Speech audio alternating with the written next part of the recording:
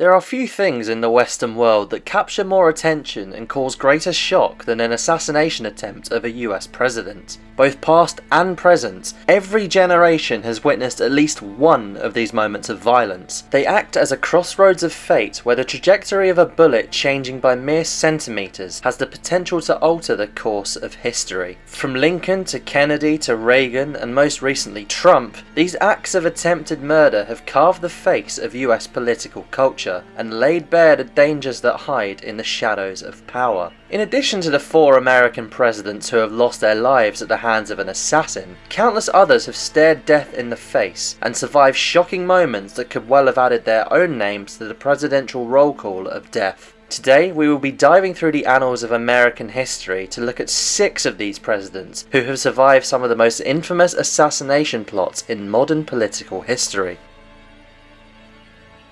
Theodore Roosevelt.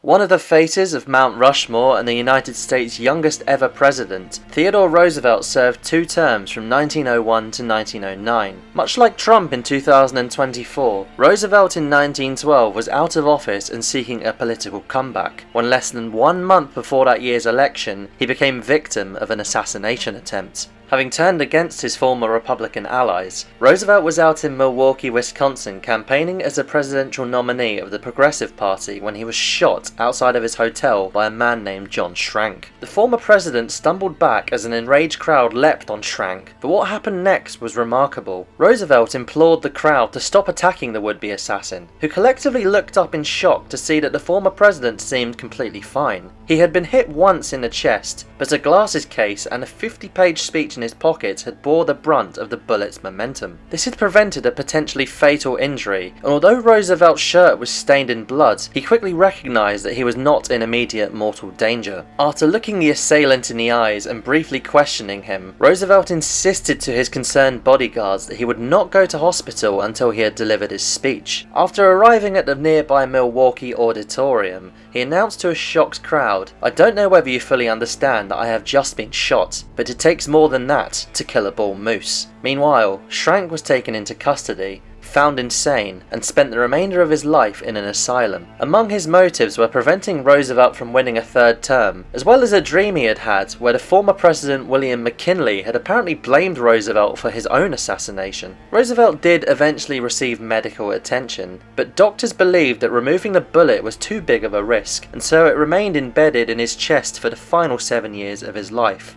Despite all of this, he did not win the 1912 election and instead split the vote of his former friend William Howard Taft's Republican Party, handing the presidency to the Democrats. Ronald Reagan.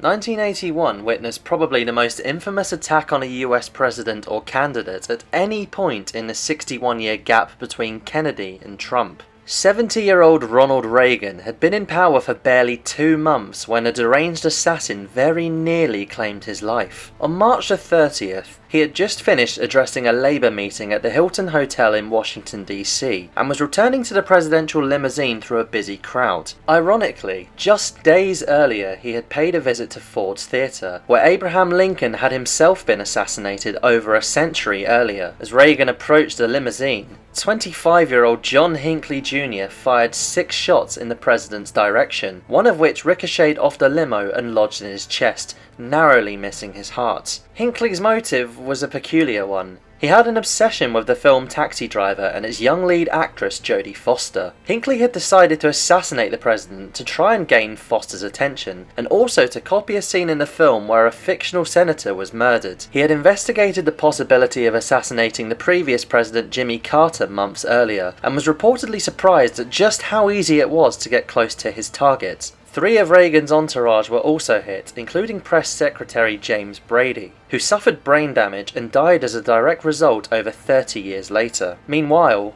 Reagan was rushed to the hospital for surgery, quipping to his wife Nancy, "Honey, I forgot to duck." He was discharged and returned to the White House on April 11th, gradually recovering over the following months. His popularity soared in the wake of the attempt, and he served a full 2 terms, leaving office in 1989. Hinckley was found not guilty through reason of insanity, and was eventually released in 2016.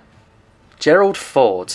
Less than 6 years before the bullet struck Reagan, another president had astonishingly endured a month where he survived not one, but 2 assassination attempts. Gerald Ford is probably mostly remembered today as the only unelected president in US history, taking over after Richard Nixon's resignation. But after just 1 year in power, in the autumn of 1975, his own presidency was very nearly cut short. On September the 5th, Ford was in the Californian city of Sacramento and on his way to meet with the state governor, Jerry Brown. In the short journey from his hotel to the state capitol building, a woman in red drew a pistol from an ankle holster and aimed it at the president at point-blank range. Her name was Lynette Fromm, and she was a senior member of the notorious Manson family cult. However, her attempt failed when she was disarmed by a Secret Service agent, and in any case she had actually forgotten to put a round in the chamber. Her motive had been to draw widespread attention to what she believed was the destruction of California's redwood trees. With the cult member now in custody, it seemed that the danger was over for Ford, but the Secret Service couldn't quite let their guard down just yet. Only 17 days later, Ford was in the nearby city of San Francisco, having been invited to give a speech at a convention. Rather than walking, his security team decided that Ford would take the presidential limousine straight from the hotel to the event, but even this wasn't enough. As the shaken president approached the limo, from the cover of the nearby crowd, another would-be assassin fired 2 shots, both of which missed their target. Ford was quickly hurried into the limo, which promptly left the scene as the assailant was seized upon.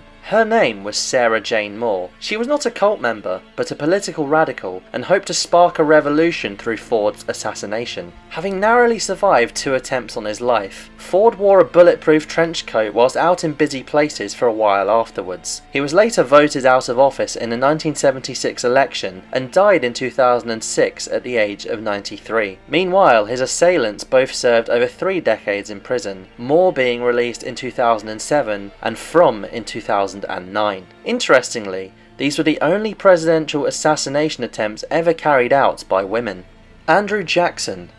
Abraham Lincoln is well known as the first US president to die at the hands of an assassin. But did you know that but for a complete miracle, another Oval Office occupant would have met the exact same fate a long time before Lincoln ever set foot in the White House? Way back in 1835, the 7th US president, Andrew Jackson, was halfway through his second term in office. On the cold and misty day of January the 30th, Jackson attended the funeral of a South Carolina representative in the US Capitol building. As he left the procession, he was confronted outside by an Englishman named Richard Lawrence. In a blink of an eye, Lawrence pointed a pistol at Jackson and pulled the trigger, but the gun misfired.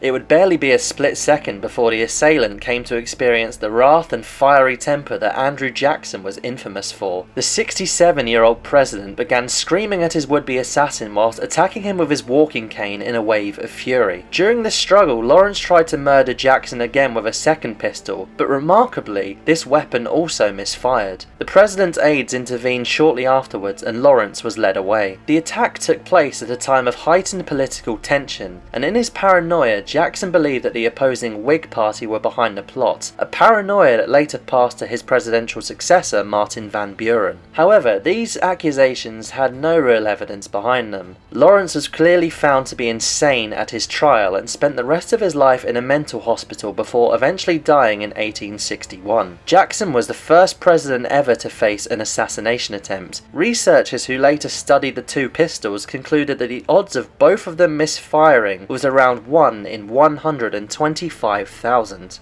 Franklin D. Roosevelt.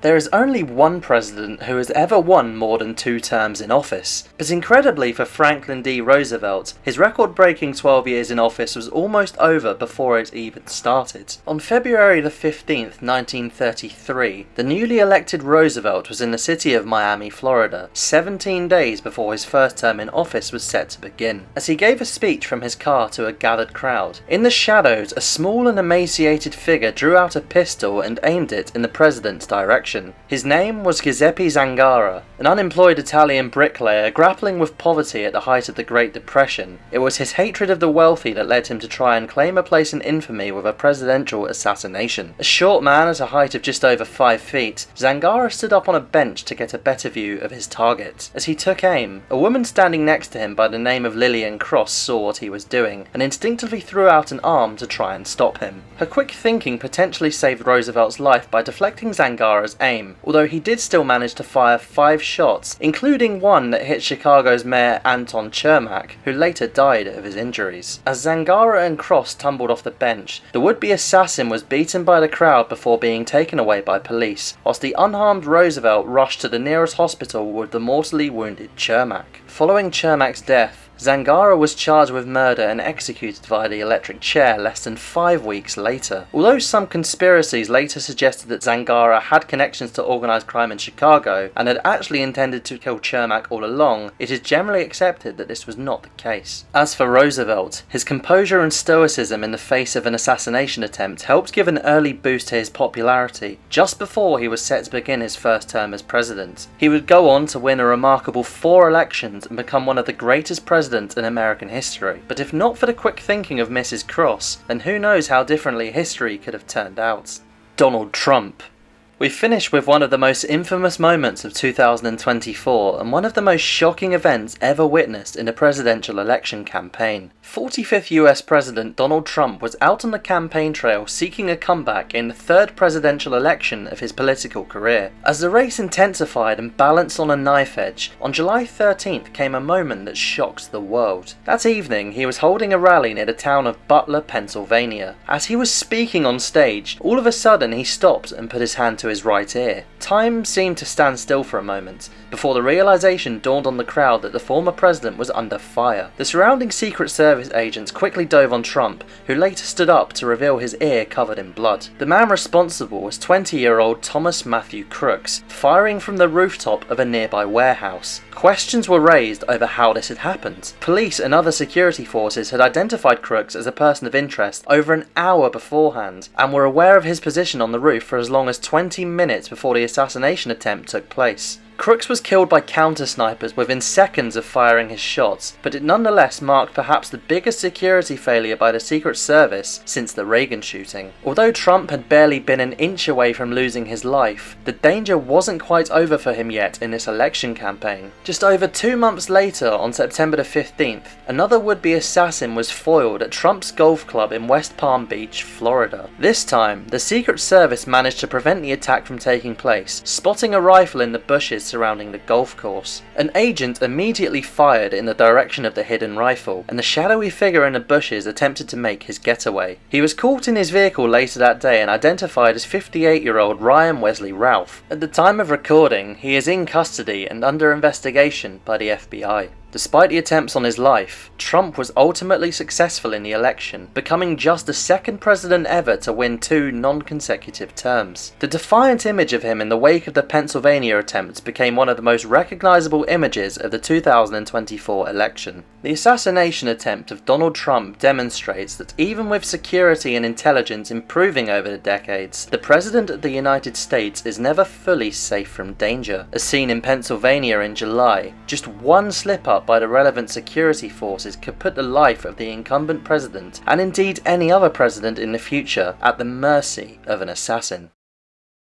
As always, we hope you enjoyed this video. Thank you for watching. Subscribe for more from the Assassinations Archive.